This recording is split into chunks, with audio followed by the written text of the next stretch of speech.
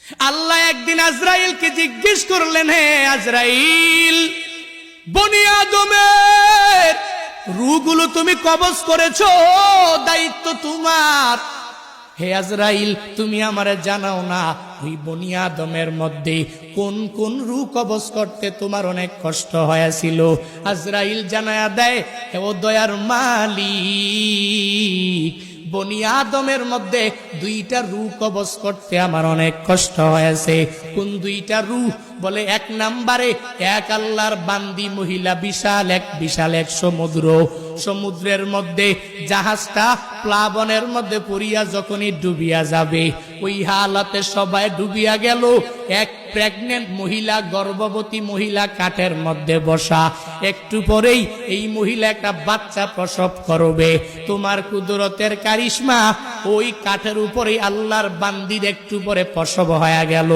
সন্তানটা দুনিয়ার মধ্যে ওই কাষ্ঠের উপরে যখন দুনিয়াতে আসলো, তখনই তোমার অর্ডার হয়ে গেল, হে আজরাইল, যাও এই বান্দির রূহটাকে কবজ করে তুমি নিয়ে চলে আসো।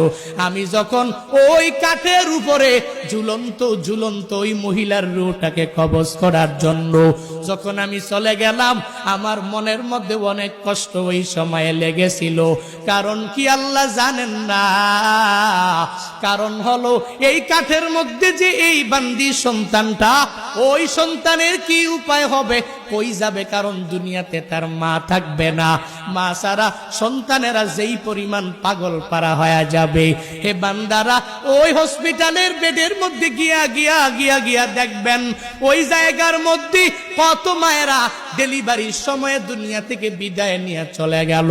সন্তানেরা কত কষ্ট করে লালিত পালিত হয়ে গেল, কারণ দুনিয়াতে মা নাই। মা সারা সন্তানটা দুনিয়াতে টিকে থাকতে পারে না।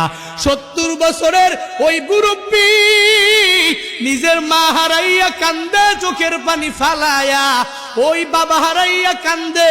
কারণ বান্দা তো জানে আমার নাতি নাতনির অভাব নাই, এই দুনিয়াতে আমার ছেলের অভাব নাই, এই দুনিয়াতে আমি সব কিছু দুনিয়াতে পাইয়া গেলাম, এখন আমার কোনো কিছুর অভাব নাই।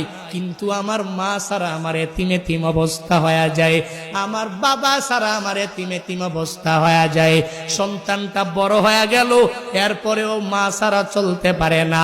মা যার নাই, মনে হয় ঘরের মধ্যে কোনো একটা নাই। যার বাবা নাই, ওই বান্দা পূর্ণাঙ্গ ভাবে বলতে পারে, মনে হয় ঘরের মধ্যে টাকা আছে, সন্তানেরা আছে, বউ আছে, স্ত্রী আছে, পুত্রবধূ আছে, বাবা নাই, মানে ঘরের মধ্যে কোনো একটা মানিক নাই।